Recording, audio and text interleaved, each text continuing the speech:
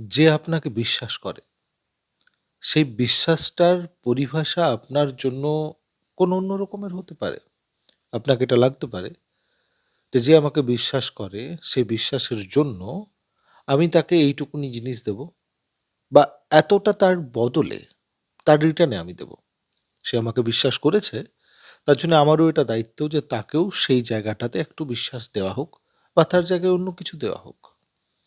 কিন্তু একটা সম্পর্কের মধ্যে, একটা রিলেশনশিপে, একটা বিবাহিত জীবনে, একটা স্ত্রীকে কি দরকার রয়েছে? একটা স্ত্রীকে যখন আপনি এটা বলছেন যে, "তুমি আমার উপরে বিশ্বাস রেখো।" আর সেই মানুষটাও যখন তোমাকে বিশ্বাস করছে, তখন তার জন্য বিশ্বাসের পরিভাষাটা তুমি যেরকম ভাবছো সেরকম তো হবে না। ১ম এ তো এটা বুঝতে হবে। কেন? কারণ একটা স্ত্রী যখন কোনো মানুষকে বিশ্বাস করে, তখন সে বিশ্বাসের সঙ্গে, সঙ্গে তার কয়েকটা জিনিস চলে আসে। সেটা হচ্ছে যে একটা মানুষকে যখন সে বিশ্বাস করছে, তখন সে এটাও চায় যে এই সময়গুলোতে জীবনে যেন সেই মানুষটা, যে মানুষটাকে সে বিশ্বাস করছে, সে যেন এই কাজগুলো করে দেয়। তার একটা আশা, তার একটা আকাঙ্ক্ষা তৈরি হয়। এবং সেই আশা আকাঙ্ক্ষাটা যদি তুমি তৈরি করছো এবং দিন প্রতিদিন তার তৈরি হচ্ছে তুমি বুঝতে পারছো, আর কোথাও তোমাকে লাগছে যে তুমি সেটা পারবে না।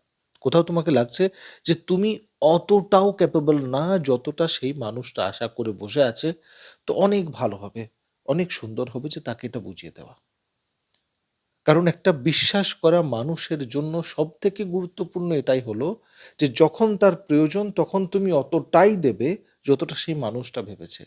আর যদি তুমি না পারো অতটা দিতে, তুমি যদি জানো যে এরকমের পরিস্থিতি আসতে চলেছে, তো প্লিজ তুমি আগেই সেই জিনিসগুলো বুঝিয়ে দাও যে আমি কতটা পারবো, আমি কতটা দেওয়ার জন্য নিজেকে তৈরি করেছি বা আমার কতটা ক্ষমতা।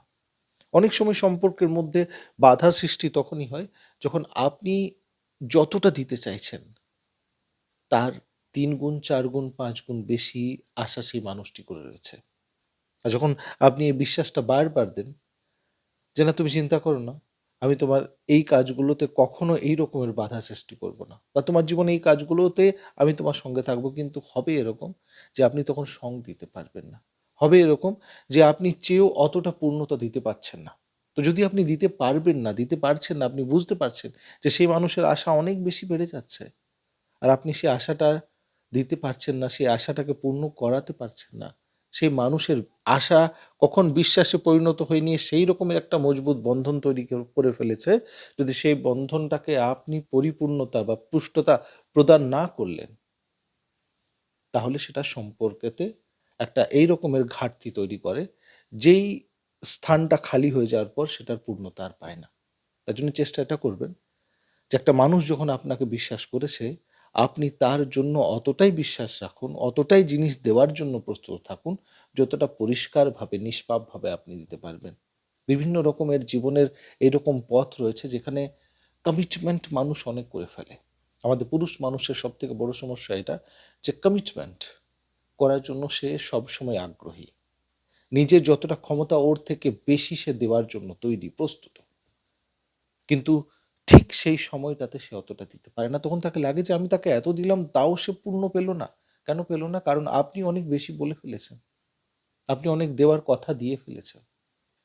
আর অতটা যখন আপনি পূর্ণ করতে পারছেন না, আপনার যে জিভ রয়েছে তার মধ্যে যখন কোনো কন্ট্রোল নেই, আপনি কিছুও বলে দিয়েছেন। আপনি একটাও ভাবেননি। মন থেকেও সেটা আকলন করেননি। শুধু তার যে বিশ্বাস সে করে তার বিনিময়ে আপনাকে লাগে যে এর থেকে বেশি, এর থেকে বেশি, ওর থেকে বেশি। এটা, ওটা, ওটা সবকিছু আমি করতে পারবো। আর যদি না করতে পারছেন, তাহলে ভুলটা সেই মানুষের না যে মানুষটা আপনাকে বিশ্বাস করেছে। ভুলটা হচ্ছে আপনার, যে আপনি বোঝাতে পারেননি যে কোন সময়ে, কোন জায়গাতে আপনি কতটা জিনিস দেওয়ার জন্য তৈরি। এই ভিডিওটি সেই সব মানুষের জন্যই বানানো। আর আমি এরকমই ভিডিও করি। আপনি আমার পুরনো ভিডিওগুলো দেখেছেন। তো জানেন যে আমার ভিডিও কিরকম, আর যদি ভালো লাগে অবশ্যই নিজের কাছে ভিডিওগুলোকে সেভ করে রাখবেন। আবার দেখা হচ্ছে একটা অন্য ভিডিওতে। Thank you. Thank you for your time.